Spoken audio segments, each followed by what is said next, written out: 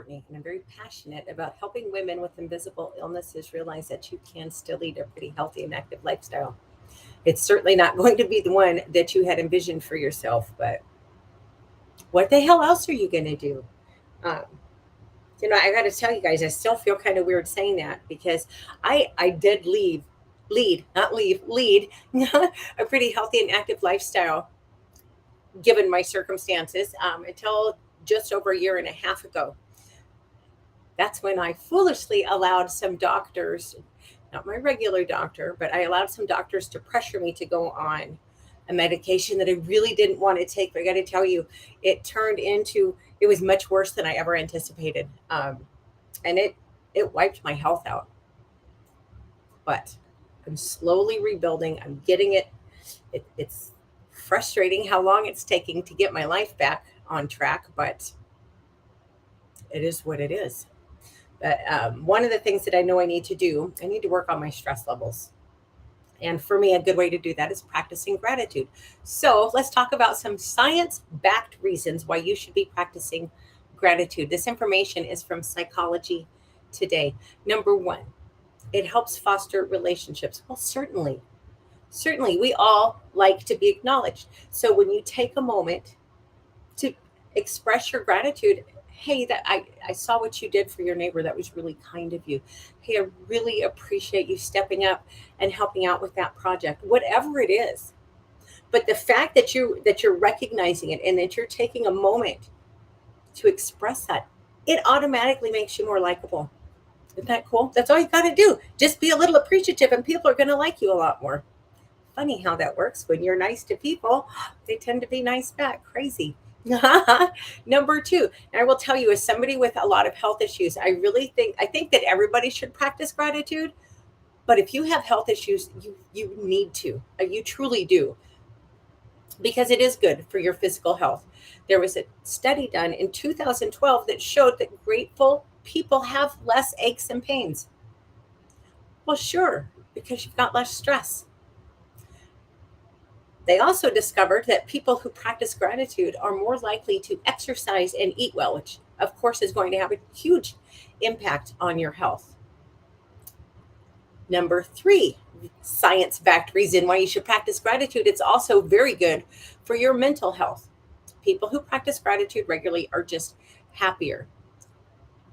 Gratitude is going to help you deal with those really uncomfortable emotions that we all go through: anger, frustration, resentment, envy. It There's multiple studies that link your well-being to how much gratitude you practice. My very uninformed perspective on it, as somebody who, okay, I'll be honest, goes back and forth. I try to be grateful. I really do. I'm not always good at it. But when I look, we all have the same choice every morning. When you wake up, you can focus on the negative things in your life and be pissy all day, or you can acknowledge that maybe not everything's going so great. However, I have these things that I'm doing really well in. And you focus on those, on the good things in your life, and guess what? You're going to have a better day. You just are. Number four, people who express gratitude, they're less likely to be jerks. They're less likely to retaliate. Being grateful can lead to a lot more empathy and compassion and less aggression. Everybody really should be doing this. Number five, I thought this was really interesting as somebody who struggles terribly with insomnia. Being grateful can help improve your sleep. There was a study in 2011 that linked better sleep with a gratitude journal. Don't overthink it. Just get a little cheap notebook and keep it by your bed and jot down just three things every day, whether it be morning or night. You choose. Some people like to do it in the morning because it sets the tone for their day. Some people like to do it in the evening because it helps them. That's when I like to do it, because it helps me not ruminate. I'm really good at replaying everything in my mind from the whole day and overthinking the crap out of it. Well, of course, I'm not going to sleep well if I do that. But if I reset, okay, maybe today wasn't great, but I have these things to be grateful for. I usually pick three. I don't know why three just seems to be my magic number, but here's three things I'm grateful for. Does it stop the rumination? No, but it quiets it to a large degree. And you know what? If you've got a lot of health issues, I don't need to tell you this. When you can quiet your mind, when you can calm your mind, when you can make yourself happier, you're going to feel better physically. It's just the way it goes. Number 6, you should practice gratitude because it boosts your confidence. The Journal of Applied Sports Psychology did a study in 2014 that showed gratitude increased confidence in athletes, which in turn increased their performance. So of course, you're not going to be an elite athlete if you don't have any confidence in your abilities.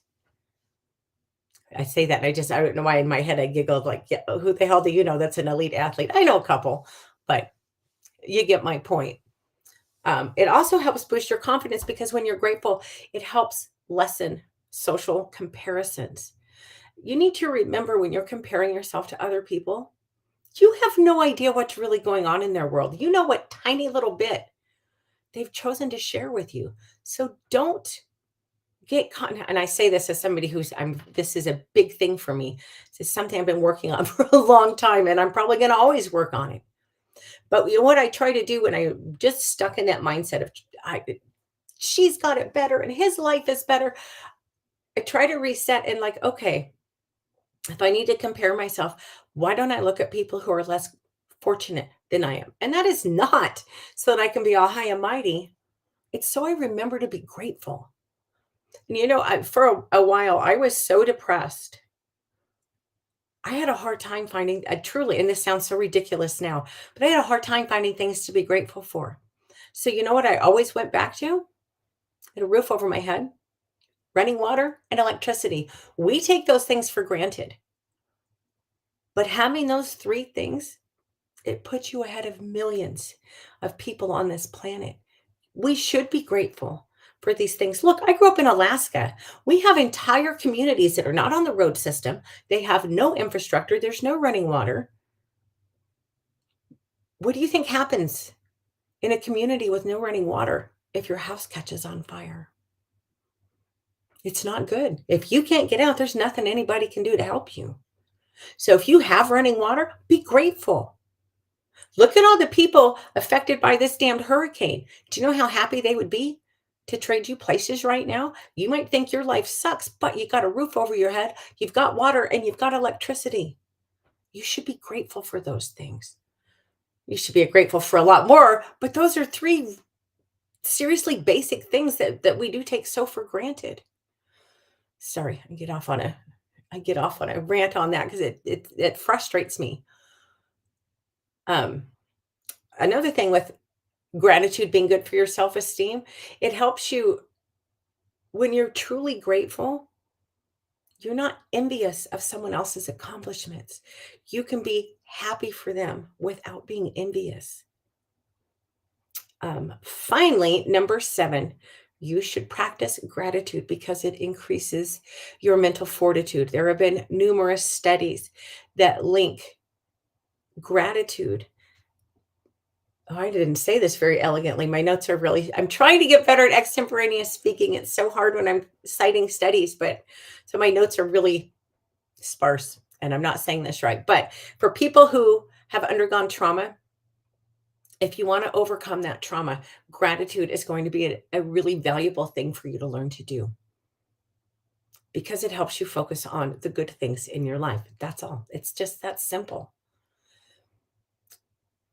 The ability to be grateful in the midst of troubles, in the midst of a dark time in your life, that builds resilience. You gotta have, I don't know how the hell is, but if you have health issues and if you don't have any real resilience, I don't know how you function. Actually, that's not true because, oh my gosh, I just realized that's who I used to be when I was severely depressed, when I used to look at my life and I seriously couldn't see anything in my future other than pain and more doctor's appointments and more medications. And who wants to live like that? But I figured out in the midst of all that I better fix my attitude. I'm learning how to be grateful. is a small but significant step in the right direction. Anyway, that's all I have. I hope y'all have a wonderful weekend, and I will see you on Monday around 11 o'clock Alaska time. I really tried to be on time today, but my body is, the weather's changed. I'm in Alaska right now. The weather's changed. It's cold, and my body hates it. And I've been awake since 2 o'clock this morning, and I'm just moving slow. So that's the way it goes. That is life when you deal with serious health issues. But you know what? I'm grateful. I'm grateful for all the blessings in my life. And I'm going to go about my day with a smile on my face because I choose to. Anyway,